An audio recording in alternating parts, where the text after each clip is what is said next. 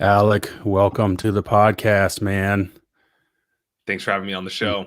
Oh man, glad to get you on here. I've been impressed watching what you've been doing on the platform and seeing you speaking. I think it's some clubhouse rooms, right? Oh, absolutely. Yeah, I've Yeah, been very active on there. And I think yeah, Clubhouse and BitClout go hand in hand. So it's just a very natural fit.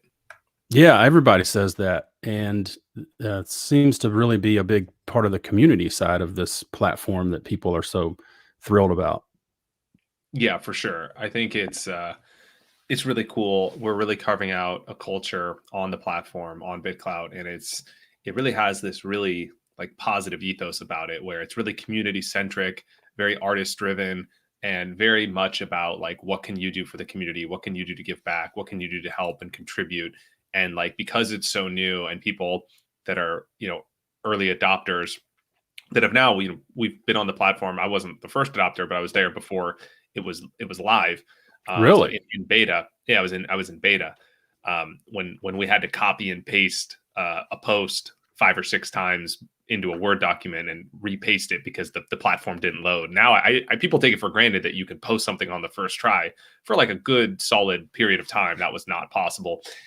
Anyway, my point being that it's cool to be early, and I think the people that were early and are early like very quickly get passionate about shaping the culture of the platform and really having it be something where it does have this positive ethos. It's doing something for good.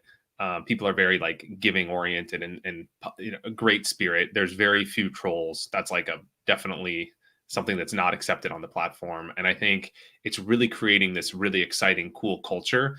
And I've been passionate about contributing to that. And I'm really excited to be a part of it and help kind of like move that arc of where, I think a lot of us see eye to eye on where we want the platform to go. And it's really inspiring to be a part of that. It's been cool.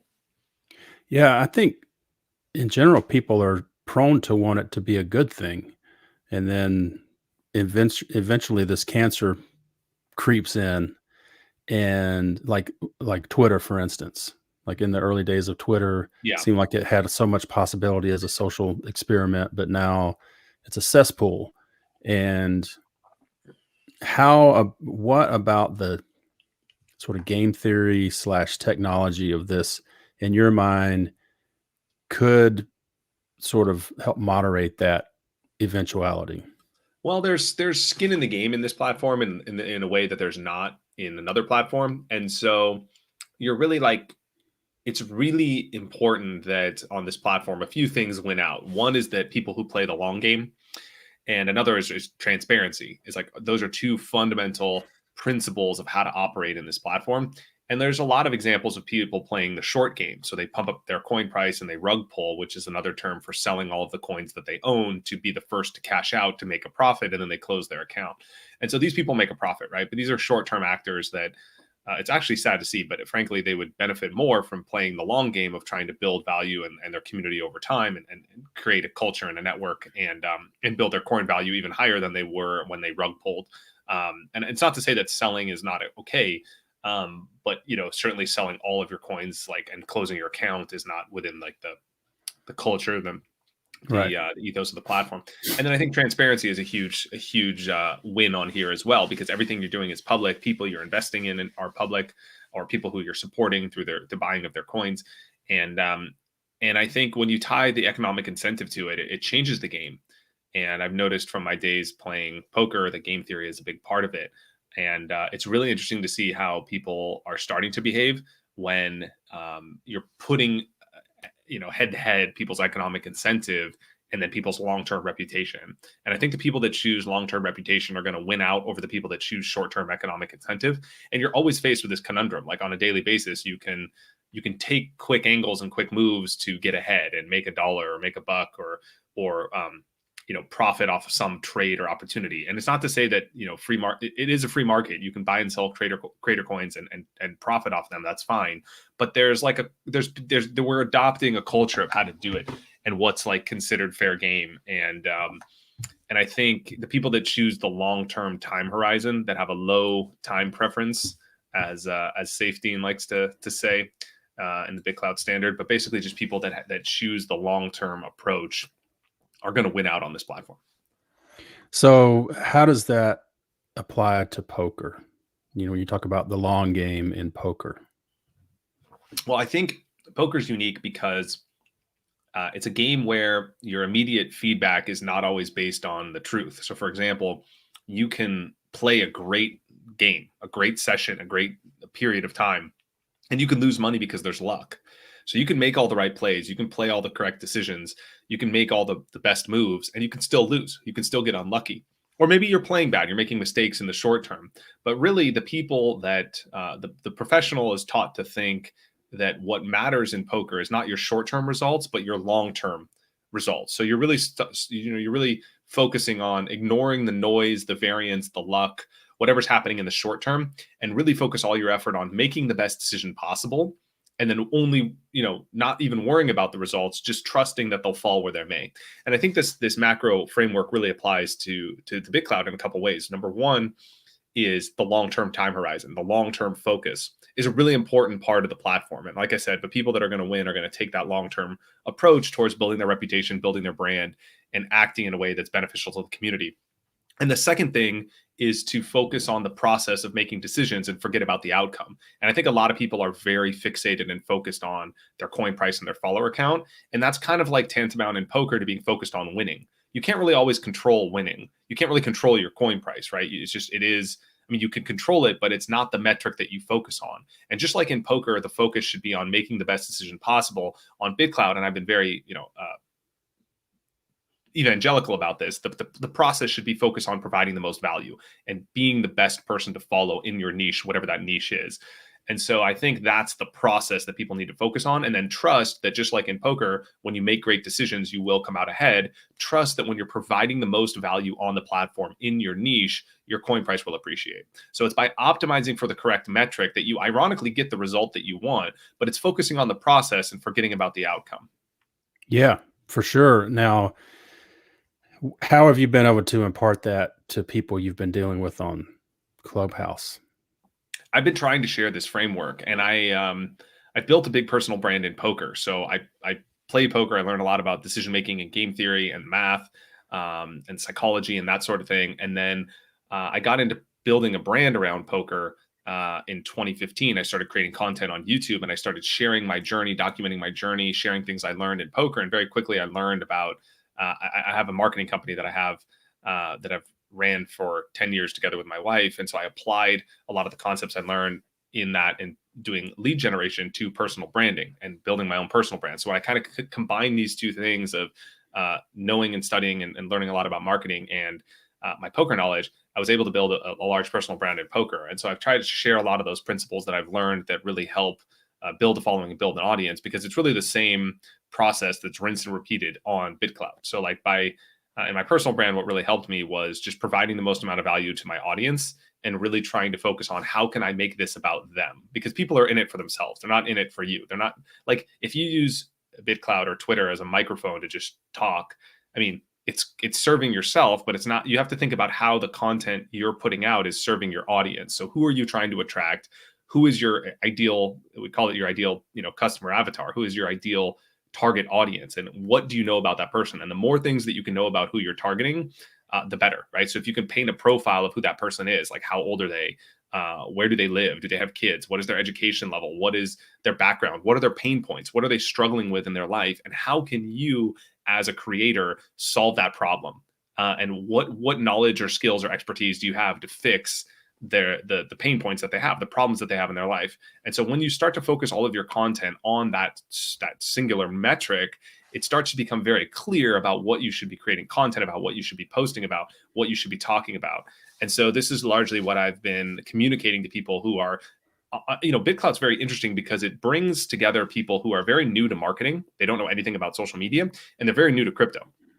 And so it's onboarded a lot of people to now realize that everyone is becoming a personal brand, and we all have to become our own individual monopolies. So we're going to live in a world where there's 7 billion monopolies, because nobody can be you, just like nobody can be me. But the key is finding out who you are and what your unique value offering is, and then augmenting that message and spreading that message through the content you're creating at scale on BitClout or any social media, any medium, right?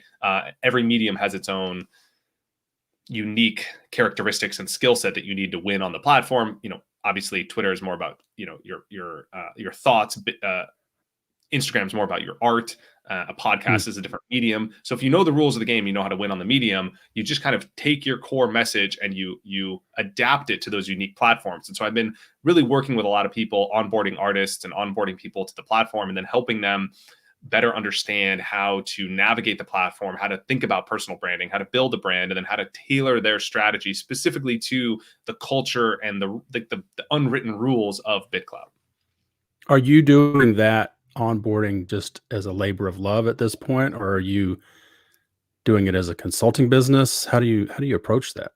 Well, like anything in life, there's multiple motivations for people's actions, right? I think even taking something, I mean, kind of a tangent, but even taking something like charity, there's multiple motivations for people to be Sure. involved in charity other than just the giving and the helping of other people. So, I mean, Mhm. there is a component of um, what I'm really passionate about. And actually, I can't say too much, but I'm working on a project where I could bring this vision to life of really trying to help live in a world where artists are appreciated for the value that they're bringing to the world. And I think one of the things that we struggle with as a society is that artists are very underappreciated. And it's tragic to me when you see someone who is innately an artist and they have an extreme amount of talent for their craft, but they can't bring that to life or monetize it.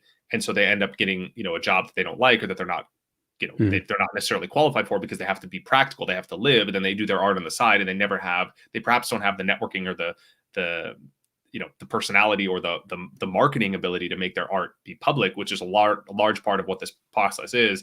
And so anytime I could help like someone like that, that's something I'm really deeply passionate about. Of course, as like I said, there's multiple motivations, so I'm trying to build a system. I'm really like a systems person, and I love Yeah. I love business, and I believe business is a great way to solve problems because you marry your passion and your vision to your economic incentive. And by adding economic incentive to the equation, you can put fuel on the fire. So if we can find a way to create profit from this process, we can extend the amount of people that we can help, because we're Right. growing the business, right? I could only help so many people. So I believe business is the way forward. And so I'm trying to work on a system that allows us to onboard a bunch of artists and benefit from that, and really bring that vision to life. So in the meantime, I've been doing this like kind of like just on my own. And obviously I, as an investor as well, I think of myself as like an asymmetric investor, where I like looking for opportunities where I could risk a little and win a lot. That's really what asymmetry is. And Yeah. poker really taught me a lot to think in those terms in a poker respect, because sometimes in poker, you're risking a small amount of chips in the beginning of a hand with the potential to win your entire opponent's stack, or you're risking a couple $100 or $1,000 in a tournament with the opportunity to win 10 or 100,000. And that's how I've largely benefited and operated a lot of my life as a risk taker, calculated risk taker in the poker space. And so I've applied that to investing as well. And so I think when I look at these artists that I can onboard, or people that I can onboard to the platform, there's a passion project behind it. But then there's also the excitement of the asymmetry, where I could bet on these people early, and I could reap the upside of them benefiting, and sharing their art with the world. They're going to have appreciation in the value of their network because of that. And if I'm an early adopter to their platform, of course, I'm going to benefit asymmetrically from that investment. Sure. Which makes perfect sense. What Mhm. I'm struggling with is how do you can do all of that, and in the normal investing world, there's like a guiltless component to it when you decide to liquidate. Yes, But in this one, it's like starting to sound like a big sin. I know. It's really weird to see how the game theory and the culture of the platform are being pinned against each other. Because frankly, if you want to get out of a position, you want to hedge your risk, you need liquidity. Because like, even if you need liquidity for, like, I don't want to say altruistic, but you need liquidity for a a justified purpose. Like, let's say you onboard an artist and you onboard 10 artists. I'm just hypothetically saying, not me, but Mhm. just hypothetically, you onboard 10 artists, you put 1,000 in each of them, you have 10 grand, that's your bankroll for the platform. Next thing you know, artist number 11 comes to you and says, hey, can you invest in me? Can you help me? What are you going to do? You have Right. to sell one of those positions in the 10 artists to get liquidity for the 11th. So you're Right. actually doing more good by selling in the 10 to get the 11th on board, because the 10 have already you already kind of brought them to life. They've already set sail. They've already kind of like built their platform because of your doings. And now you need to onboard the 11th, who's like at a severe disadvantage to the 10. And so you can argue that it's actually like the right thing to do to sell to put on the 11th, but it's not always looked at that way. Right. But I think people have to understand that this is a game. There is game theory. There are people that are, at the end, I think it's really about the end game. Is the end game to use BitClout exclusively 100% as a social media platform where the only value to you is having a connection to the artist, and therefore you're going to pay money by holding their coin forever to have that connection? Or is there a profit motive? And if there is a profit motive for anyone, which I think we all have different degrees of how we see this relationship between social currency and profit currency, we all have a different relationship, but I think almost everyone would argue that it's not 100% or zero, unless you're just, money is absolutely no object to you, or for select artists, perhaps you only value the connection or the relationship with them. But for a lot of people, there's an ROI perspective for this as well, right? And so there is a percentage of their motivation that is in this pile of profit or ROI. And so I think that anytime that comes into play, there's going to be some sort of, behavior that reflects that, and that's often going to result in them selling a position in the future at some point, right? And what is that number?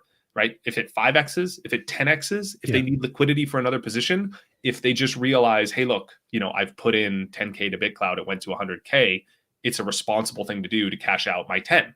That's going to come from someone's liquidity. So I think people, I look at it like, I don't take anything personally. If someone sells my coin, I've been lucky. My coin price has gone very steadily increased. I have a lot of long-term investors. It hasn't gone down, knock on wood.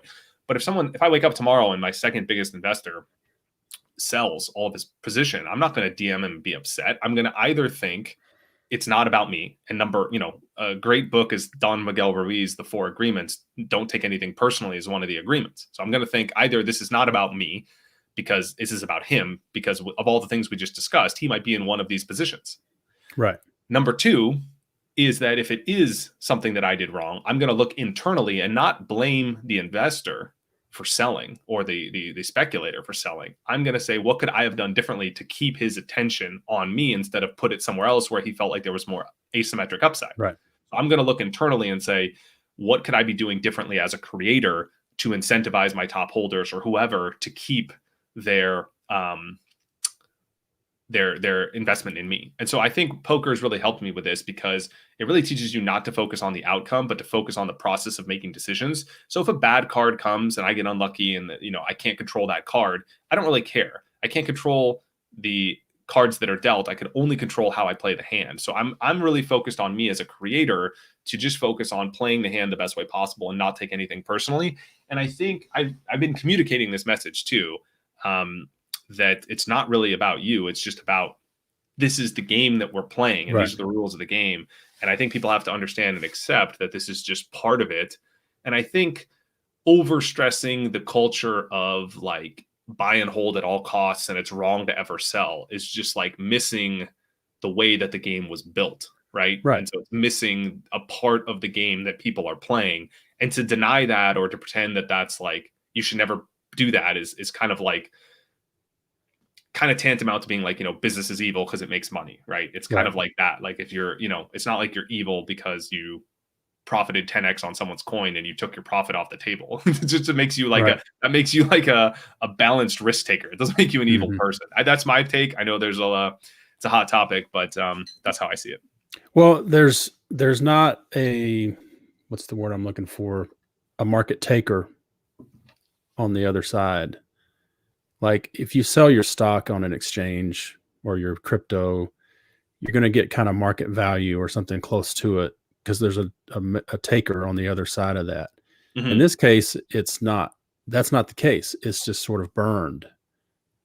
And that liquidates everyone involved. It's true. There is that other aspect of you lower the value for the other investors, right? Right. But you can't create the Hunger Games and say that murder is wrong, right? You can't create an environment where people have to behave in a certain way. Everyone has to behave in their own best interest, but you can't create that environment and then expect everyone to be Right. perfectly altruistic and not do anything Right. that's in their own they're in their own incentive, their Right. own benefit. Like, so like if like let's say hypothetically everyone knew that tomorrow um a coin was going to drop. Like, just like it's an impossible scenario, but let's just say Right. like every investor knew that tomorrow the coin price was going to drop. And then, you can't create this like rule where like nobody should sell until tomorrow so that everyone has the Yeah. opportunity to sell at the same time and nobody gets burned. Like, I mean, it's a free market, right? Like, and I Right. think what this is doing that's really interesting is it's forcing people to learn about things that they haven't had exposure to, like game theory, Yeah. like psychology, like free market capitalism, right? Like, this is what this is, and if you love it or hate it, that's your own personal like kind of value system or choice, but this is the game. And so you have to learn the rules of the game if you want to win. It doesn't mean you can't. I still believe in being a good actor. I still believe in, providing a lot of value and doing like right by, what is fair and right by the community. But I think that when you have a game where these are the rules, you have to learn the game. And this is part of the game. This is part of the Yeah. strategy. Part of the strategy is if like the price is going to go up or something, you buy. Like, I mean, it's supply Yeah. and demand. Like, right, you think something's going to go up, you buy that thing. And everybody behaves this way in the real world too, right? Like with their own investments, like in the stock market, right? If you believe that the stock market's going to go up for whatever reason, you believe it. Maybe you're wrong, but maybe you Yeah. believe it. You're going to buy the stock market, right? But because the person on the other side of that trade is some random person in the ethos that you don't know, in the ether, right? You don't know who that person is. Right. So that it's just a random person in the world. It doesn't matter. But when it's like someone's reputation, or you see that person, or you know who the person is that bought or sold, it changes the way that humans behave. So it's really a fascinating social experiment. But I think people got to be aware that this is the game, and I think not taking anything personally is very important.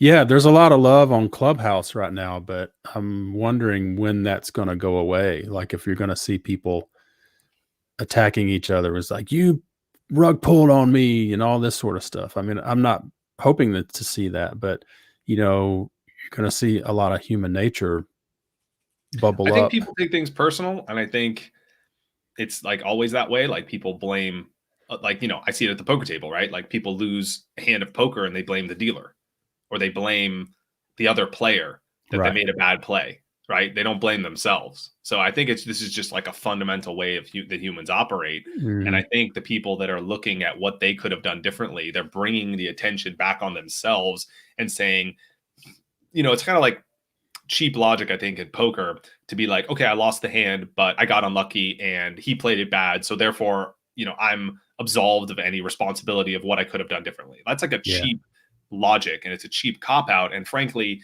it prevents you from improving and progressing.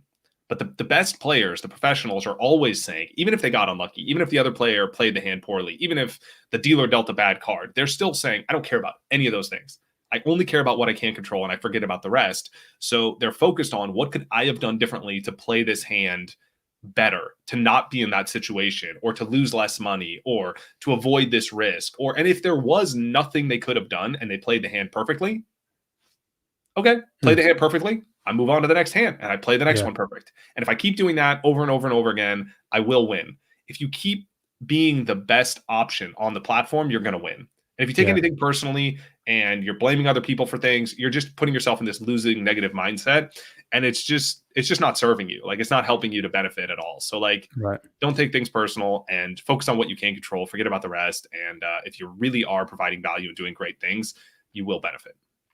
So, to some degree, I'm sure you've answered this, but speaking now in the terms of less about how do you become a good creator, but more about the people now in buying creator coins. Right. And you talked about you work with people on decision making. What would be your most simple tactic to teach people? Because in poker, you are thinking in ways and literally moving in ways physically that don't apply here. You've got a more nuanced complexity to what you're doing in poker, but just boil it down for a person that's new to this and trying to consider tactics. What's that decision making that you're talking about?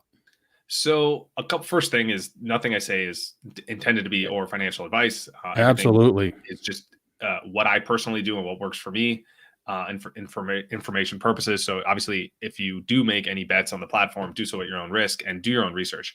But I did write the ultimate guide to BitClout, and I really put in there some of my like best ideas about how to navigate this platform. And it's in my bio, so it's at Alec Torelli on BitClout, and you could find that. And I talk a lot about these very subjects. One of the things you want to consider is that from a game theory perspective, it is most advantageous to buy your own coin at the very beginning. And the reason is because the way the bonding curve works is that the coin price is the cheapest in the beginning, and it gets more expensive with each additional coin that's issued. So you'll notice that if you go on BitClout and you put $100 in your wallet and you type $100 at your coin price when the price is zero, you'll buy like maybe like 5-10 coins for that $100. Now, if you click buy and you type another 100, you'll notice that you'll only buy 3 coins. If you click another 100, you might buy 2 coins. Another 100, you might buy 1 coin, and eventually $100 will buy you a fraction of a coin. And so the way this works is that the way the bonding curve works is that it's an exponential growth model. So each additional dollar has less bearing on the original investment. And so it's more and more expensive to issue coins as the price goes up, as more coins are issued. So the best strategy, the game theory optimal, as we call it, strategy, is to set your founder reward to 100% so that nobody can buy your coin. And you prevent bots from buying your coin, which is actually another problem, a separate conversation. But there's bots that are coming around buying coins that are from, unknown or careless creators, or just creators that are unaware creators, probably a better word, that the bots are there, or that the way the bonding curve works. Because if you invest $1 when the coin price is zero, you can buy a coin, whereas my coin right now might cost $2,500, $3,000 to buy a coin. So that's important. So basically, you want to set the founder reward to 100. You want to decide for yourself what amount you're willing to risk on your own coin. Again, this is personal decision. This is your decision. But however much you decide you want to risk, you want to buy it all in the beginning. Then you want to start promoting your coin. This will allow you to accrue the most amount of your own coins. Then you start, promoting your coin or promoting your brand or leaving comments and engaging within the community so that when other people buy their coin, they buy it at a higher price than you. So you own the most amount of your own coins by doing it this way. Obviously, you remove your founder reward from 100% down to 10 or 15, whatever you want it to be. So that's the optimal strategy. And I see this is the number one mistake creators make. I put out a YouTube video about this, about how to fix this mistake if you make it. So you can go to my YouTube. Again, the link is in the description of my BitClout. You can go on my YouTube channel and you can see a video on how to fix this mistake if you are late to the party and you want to invest more in your own coin and you already have other investors. I have 3 strategies for how to fix this. That's the first framework I would give for anyone thinking about how to use the platform, is figure out what your bankroll is for the platform. Figure out what amount of that bankroll you want to put in your own individual coin and what you want to put in others, and then put all of that in your individual coin before you start. That would be the strategy that will yield you the highest amount of your own coins. That's what I can say. Yeah. I can't tell you what that number is. I can't even tell you if you should do that. That's up your own decision. Yeah. But I can tell you that will garner you the most amount of your own coins, which is frankly the objective, right? I mean, and it's a learn as you go, and that's the part of this that's.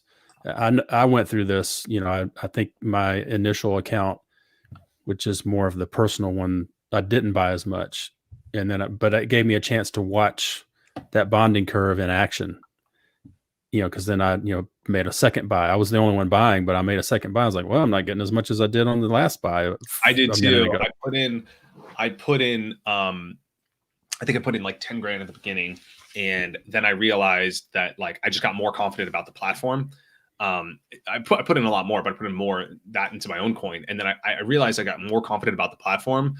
And when I was a decent way up the bonding curve, when my coin was like 700, 600, 800, something like that, I put in another 5, and so I realized like I was late to the party, but I don't want to say I made a mistake, but if I was as confident as I was in the beginning, I would have done it all in the beginning, but I didn't have that confidence. Like I said, I was testing this in beta. So um, we've come a long way as a community since then. Being open to the public, having a working product, frankly, updates to the products. There's shipping updates on a regular basis. They just added Yeah. a new update today, so it just gives people more confidence in the platform. Now there's off ramps, third party off ramps through BitSwap and things like that. So it's a lot easier now, I think, to be on the platform and be more confident. But yeah, those are things that you learn, and like you might decide that it might be a smart idea for you. If I could go back, advice I would tell myself is buy what I wanted to buy on my own coin, use the platform for a week with my founder reward at 100%, tell people in my bio, follow only, I'm testing out this platform, leaving founder reward at 100% until I figure out my investment strategy, and then use the platform for a week and then see if you're comfortable with your investment, or you want less, maybe you want less, or maybe you want more, and you could double down. But I would actually, instead of just starting to promote my brand on day one after I made my initial buy, I would learn more about the platform and buy and sell other coins if that was part of my MO. And I would learn more about the platform, how the bonding curve works, experience the platform, see, there's nothing that can replace experience. So get a feel for when creator coins move up and down in value, why they move, and then see, okay, like, am I ready to, now I'm ready to launch my coin. I've been on this platform a week. Am I happy with my investment, or do I actually realize I probably should buy more, or maybe I should buy less and I don't like this platform and I could take out that investment without affecting my investors because I set that founder reward at 100%. Sure, you lose some value for people that would have bought you, but this is the long game. Like I said, people that play the long game are going to win. You miss a week of time, it doesn't cost you much. But if you make a mistake on that bonding curve and buying your own coin, you're going to pay for it later. All right. So you're in a different spot than me, for instance. Your coin today is like in the 2000 range. Yeah. $2,281. What's gone through your mind, or what have you witnessed when you see that going up in relation to maybe regret that creeps in about buying your coin? Like, okay, so you buy. I put a lot in my coin. I mean, I have 45 in my own coin or something like that. So, I mean, but what I'm trying to explain or sort of think forward on is, I think in a month or 6 months, you're going to look back and go, wow, back then I was only $2,281. Maybe it's going to be 220,000 by then. Man, not that high, but yeah, it'll be higher, I hope. But as it goes, that's the part that's, like, I think really hard for any of us to sort of foresee what that's going to look like, when maybe if you're a person who maybe you see that coin just sort of go parabolic in a way. Mm-hmm. And you've done a little bit, you've gone up a lot in the past week or so. Yeah. What have you witnessed as you're, personally and internally, you're going, well, oh man, I didn't expect it to go here. Maybe I should have done this. No, I don't have no regrets, really. Like, I don't even regret my fragmented decision to buy in 2 different increments, because it was the right decision at the time. And, one of the things poker taught me is, you can't define a mistake as a mistake if it was a mistake at the time. So, for example, if I'm playing a hand against a guy, I know nothing about him, and I play the hand a certain way, and then I play with him for 6 hours and I learn he plays a certain way, and I realize, oh, I made a mistake, but it wasn't a mistake at the time because I didn't have the information I had. Sure. And so I don't really look back. I don't really think like that. I don't really have any regrets. I think I made the right decision at the time. I bet big and I bet on myself. And like I said, we were in beta, so it wasn't like, I mean, I remember, like, just one example, like Craig, who I know in real life, like, his coin price was like $2,000 when I was on the platform and I got in. So now it's like in the 30s. So I mean, just to show you like how early we are to this platform, like, things were not like happening the way they were happening now. I think there were like 20,000 accounts, so it was hard to bet bigger than I bet. So I don't really have any regrets on that. But I think I see, like, as this is going up, I'm realizing, like, the best bet people can make, I believe, is themselves. Because if you're not going to bet on yourself, who will? Like, if you don't buy your own coin, why would someone else buy your own coin? So that's kind of what I look for when I look at an account. I think people sometimes think, like, oh, this guy owns a lot of his coin, he could rug. But I think a lot of this platform is built on trust. So, like, if I like the person and I'm like liking their coin, Like I like their idea and who they are and their vision. Like I want them to own their own coin because I want them to have skin in the game. I want them to have incentive to build their Yeah. profile. And if they rug, that's on, I made a mistake in buying them. I don't blame them if they Yeah. rug. I blame me that I shouldn't have bought them. I got Yeah. rugged the other day by someone that I told about the platform. And for whatever reason, he just rugged. I don't know why. Yeah. Was an idiot. But I All blame right, myself. but here's So, the thing. yeah. I think you can also choose to look at it as like, the guy. Maybe you give him a call and say, dude, here's a perspective change that I'm recommending maybe for some Yeah. people. Maybe call him and say, man, I am so happy you were able to make some money off of what you put into my coin. Right. That's cool, man. I'm glad you got that opportunity. That way they win. You can still salvage your esteem and because you created value for them. You can't look at that in a negative way. They have their own, like you said, you can't take it personal. They've got their own decisions to make. They may be thrilled with you. They're like, doggone, man, I just 3X. Now I can take that and parlay it into something else. Yeah. I think people are going to regret not buying more of their own coin in the beginning if they actually build a profile on here. If they don't build a profile and they get excited about it for a week and they post every day and then they stop posting because they're like, oh, my coin didn't 10X, I'm giving up. People that play in the short game obviously aren't going to have that regret. But people that are playing the long game that are really here to build a brand and a platform and really see this as an opportunity for building a business behind themselves as a creator, a chance for financial freedom, a chance to interact and connect with other networks. I think they're going to regret not buying more of their own. But I'm in here for multiple things. Like I'm also in here as an asymmetric risk taker. And so like I said, I had more than 10X's on certain coins that I've been in. And so I see myself as getting opportunity in those spaces as well as my own coin. And I like the game. Like I'm a poker player. So I love the game. Like to me, finding something that's undervalued and inefficient and being able to bet on that and being rewarded for my decisions and punished for my mistakes, that's really exciting to me. I've lost on coins where I made bad investments. I made bad trades. I made bad decisions. I bought on people too early. I got too excited. I make mistakes and I like getting punished for them. I actually like losing. I like winning more than I dislike losing, but I like it. I like the negative feedback. If I make a bad play, I should get punished. And if I make a great play, I want to get rewarded. And I love the game. So I'm here to build relationships. I'm here to build my brand. I'm here to build connections with other like-minded people doing awesome things.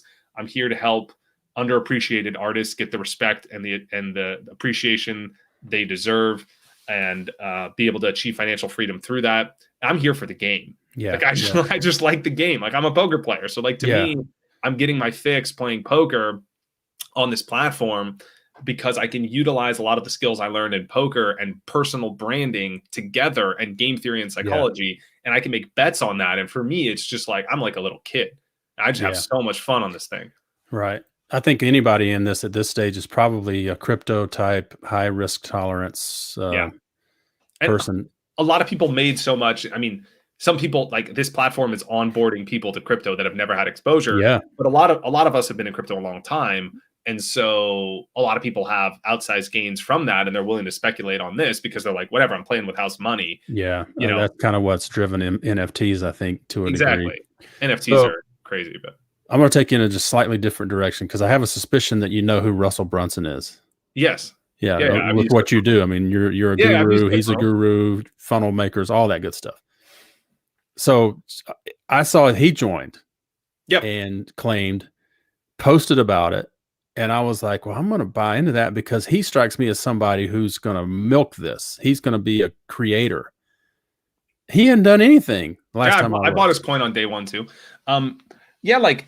It's different because he's obviously great at personal branding and great at building business, but maybe he doesn't want to build a personal brand. Maybe he doesn't have time. Maybe he's executing at a high level as the CEO of a huge company and doesn't have time for another social media. I mean, that's possible, right? Busy people don't necessarily have time, or they have their number one in life isn't building a personal brand. So they're not influencers as much as they are businessmen. I'm not saying this is Russell. I'm just saying in general. Yeah. I don't know Russell personally, so I can't speak for him. Right. Maybe he had personal issues. He's not on the platform. I have no idea.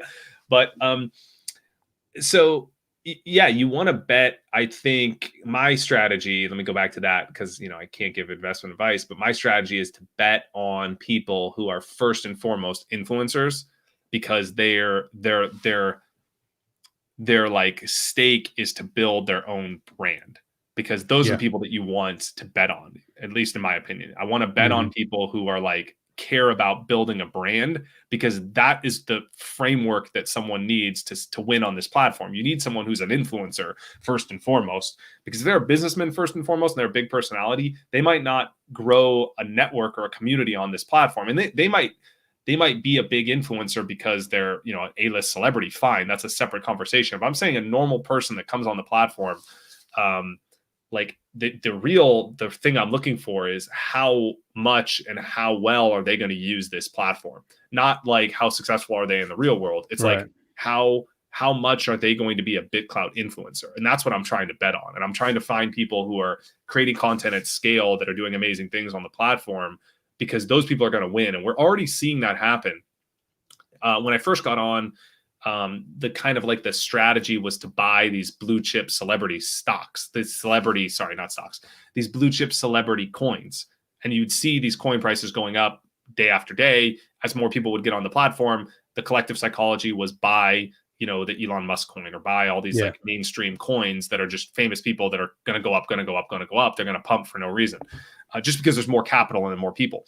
Now what we're seeing is money moving away from those people back to people that are actually creating value and content on the platform. So you're seeing someone like Craig, who's obviously not on Elon Musk's scale or even Chamath's scale, but his coin is appreciating in value relative to those people. So he's ahead of some other A-list celebrities like Ariana Grande, because he's providing the most value to the platform. Same with other people like Whale Shark, Jake Udell, and whatnot. And so we're seeing money, capital flow out of these, just blue chip celebrities that are just famous for being famous, and into the people that are actually utilizing and doing things on the platform. And so I think this trend is going to continue. We're just at the beginning of this trend.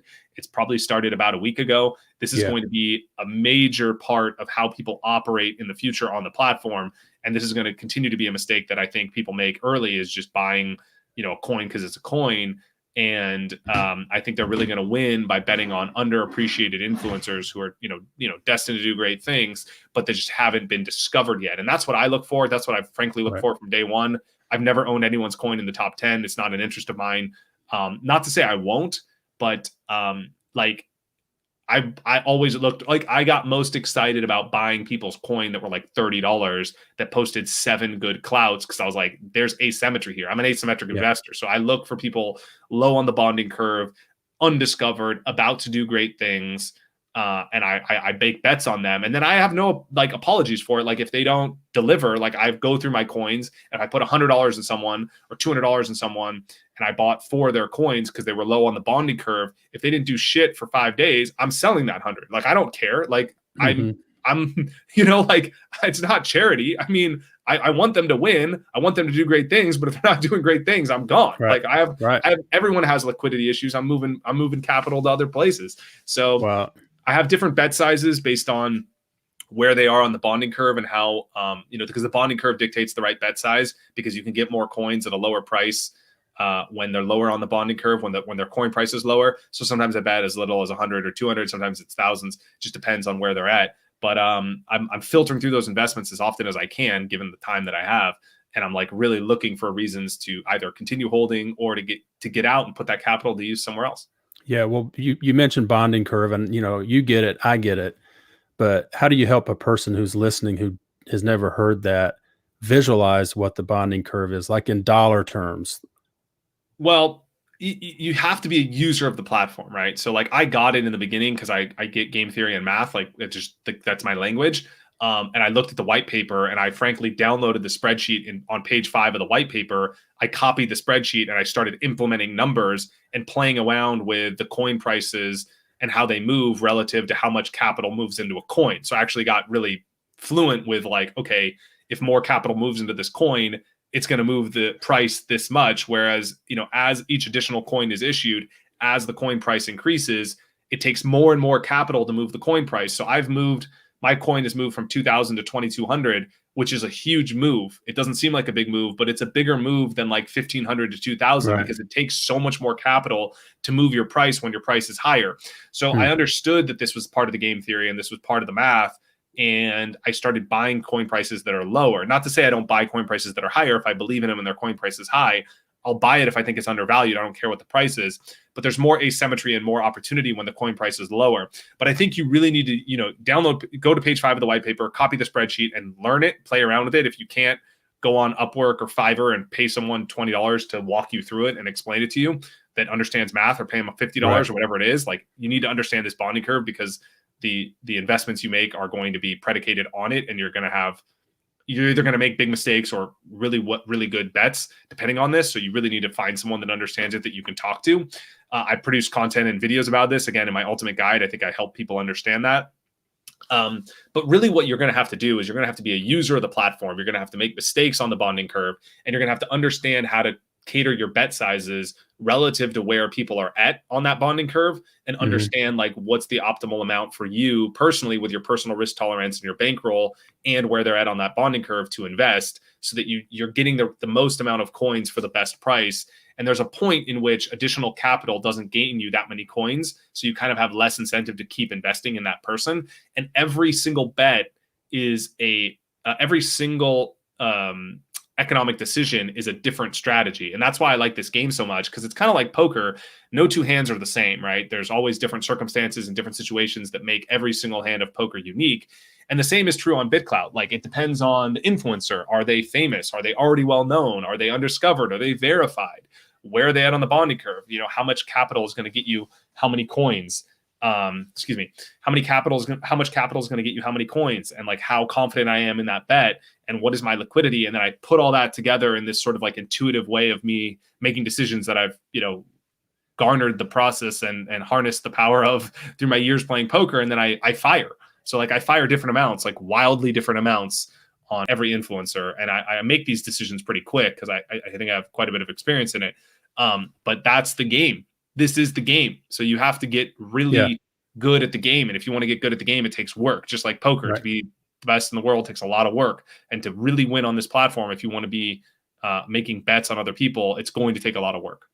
Yeah. That's why I love it. Like, that's why that's awesome. That's great advice. Not that you're giving advice. So because I sort of just what's the word I'm looking for? Just improvise. I kind of I think, oh well, if they're under 100, well, that's way low on the bonding curve, and then up to 1,000 is another tick in that curve, and then 1,000 to 2,000 is another, and then maybe it's 2,000 to 5,000, and 5,000 to 10, and I kind of look at it in those sort of broad terms. Is that kind of what your mental model is? Yeah, it is. But also, there's also what I clouded about, the other day, called BitClout escape velocity, which is the point in which a creator's coin goes up just because it's already going up. And I think we're seeing that on the platform. When creators get around the 2,000-3,000 rank, they shoot up to 4 or 5, sometimes pretty quickly and easily, because they start getting noticed. They starting to get on the leaderboard of BitClout Pulse and other major websites. Whales start to take notice. People start to see that this person actually has clout because they're promoting a lot. So there's other elements, and this is just one example of how the nuanced approach of the psychology and the behavior on the platform is moving markets. And so I think there's other factors here that you have to be an experienced user of the platform to really get, like, at a nuanced level, to understand that, okay, maybe when they're at 2,000, they're actually going to move more than when they're at 1,000, because there's more attention on them, and that attention begets capital, and that capital moves markets.